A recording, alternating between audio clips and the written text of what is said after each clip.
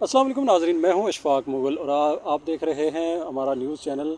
आज हम जो ज़राअत के हवाले से जो प्रोग्राम बनाया है हमने उस पर बात करने का, और आज दूसरा प्रोग्राम हम कर रहे हैं। और ये बड़ा एक ज़बरदस्त किस्म का दरख्त हमें इस्लामाबाद में मिला है, और इसको कहते हैं पपीता।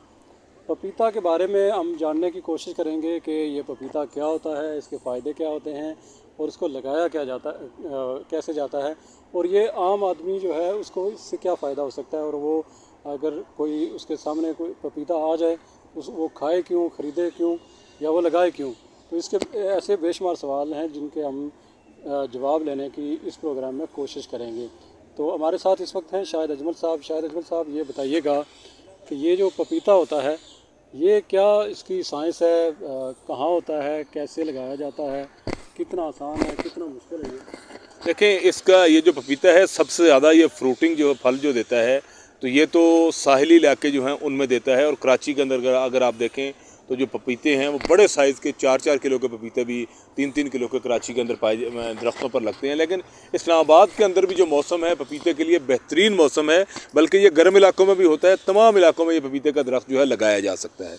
अब आप देख रहे हैं कि आपके सामने यहाँ ये दो दरख्त खड़े हैं, यूँ समझ लें आप ये दोनों मियाँ बीवी खड़े हैं। इंसान ने जिस तरह अल्लाह ताला ने इंसानों के जोड़े बनाए हैं, परिंदों के जोड़े बनाए हैं, जानवरों के जोड़े बनाए हैं, तमाम जानदारों के जोड़े बनाए हैं, दरख्तों के अंदर भी नर और मादा की खासियत अल्लाह ताला ने रखी है। बाज़ दरख्तों के अंदर जो है वो एक ही दरख्त के ऊपर जो फूल लगते हैं उनके अंदर क्रॉस पोलिनेशन हो जाती है। लेकिन खजूर का दरख्त है, पपीते का दरख्त है, तो इसके अंदर जो है क्रॉस पोलिनेशन जो है नर और मादा की अलग अलग दरख्त होते हैं, और मक्खियों के ज़रिए और हवा के ज़रिए जो है मादा और नर के जो आपस में क्रॉस होता है। ये जो समझ लें कि दो लाइटर मूड में अगर समझें, ये दो मियाँ बीवी खड़े हैं, ये बीवी हैं जिनके ऊपर फ्रूटिंग हुई हुई है। आप देख रहे हैं कि एक दरख्त के ऊपर जो कि 6 फुट का दरख्त है, इसके ऊपर कम से कम 100 से ज़ायद पपीते इस वक्त लगे हुए हैं। और ये नर का दरख्त है, ये नर पपीता है जिसके ऊपर सिर्फ फूल हैं। ये फूल खिलाता है, और जब इस पर मादा पर भी फूल लगते हैं तो इसके फूल जो हैं, इसके पोलन जो हैं वो मादा के पास आते हैं, और इस तरह ये मादा जो है ये फ्रूटिंग देती है। और ये अभी छोटे हैं, ये आप देख रहे हैं 100 से ज़ायद एक दरख्त पर लगे हुए हैं। और इसने जो जगह घेरी हुई है नीचे आप देखें 1.5 मुरब्बा फुट से ज़्यादा जगह की क्यारी में ये नहीं लगा हुआ। बिल्कुल जगह ना घेरने वाला दरख्त है, और ना ये कोई ज़्यादा साया करता है, बल्कि ये इस तरह ऊपर को चलता जाता है और फ्रूट देता जाता है। आप देखें दोनों सिर्फ जो है ये कितने ज़्यादा एक डंडे की तरह ये ऊपर को चलता जाता है। केला जो है वो साया देता है, साया करता है, लेकिन ये साया नहीं करता। ये अब दोनों दरख्त हैं।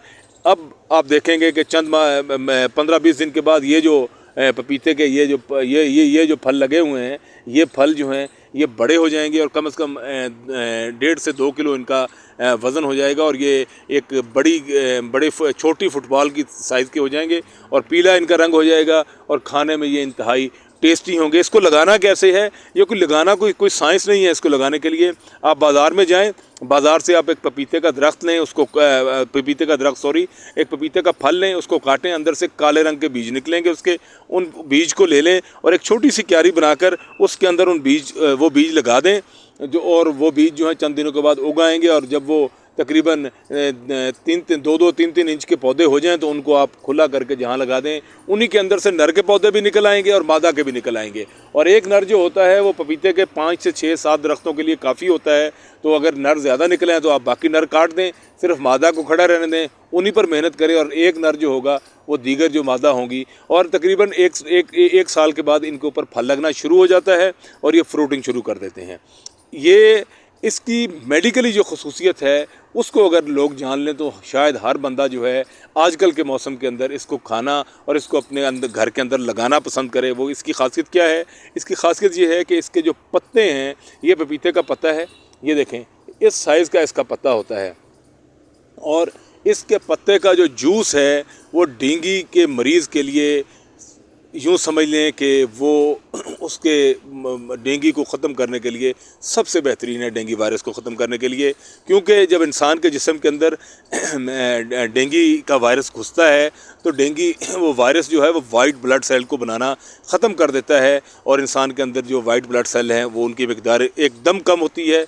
तो इसके अगर जूस जो है रोज़ाना आधा गिलास उसको मरीज़ को आप पिलाएं तो मरीज़ चंद दिनों के अंदर उसके वाइट ब्लड सेल बनना शुरू हो जाते हैं और वो फौरी तौर पर उठकर खड़ा हो जाता है और उसको इसकी ज़रूरत नहीं रहती। और साथ अगर आप उसका फल भी खिलाएंगे तो ये भी जो है ये फौरी तौर पर जो है वो मरीज़ जो है फल खाने से भी उसकी सेहत पर बड़ा अच्छा असर पड़ेगा। तो ये आज हमने पपीते के पौधे के दरख्त के बारे में लोगों को बताया है कि इसकी खासियत क्या है, इसकी अहमियत क्या है और इस जगह कैसे घेरता है और उसको लगाना कैसे है। तो मेरे ख्याल में ये इस वीडियो के बाद आप हर बंदा जो है अपने घर के अंदर एक पपीते का दरख्त लगाना पसंद करेगा और उसको खाना भी पसंद करेगा। जी इशफाक साहब, आप बताएं अब क्या कहते हैं। बिल्कुल, आपने बहुत सैर असल जो है वो गुफ्तगू की है। और जिस तरह आपने कहा है कि ये मियाँ बीवी हैं, तो हमें लगा है कि जो जिस तरह मर्द और ख़वातीन में मर्द का कद जो है वो अमूमन ऊंचा होता है और ख़ातून का कद जो है वो थोड़ा होता है, तो यहाँ जो है वो जो नर जो है वो उसका कद काफ़ी ऊंचा है, वो बहुत ऊंचा है। और ये भी जो है वो काफ़ी इसका उसके मुकाबले में बहुत कम जो है कद यानी उसकी ग्रोथ है। तो इसके साथ ही हमें दीजिए इजाज़त। अल्लाह हाफिज़।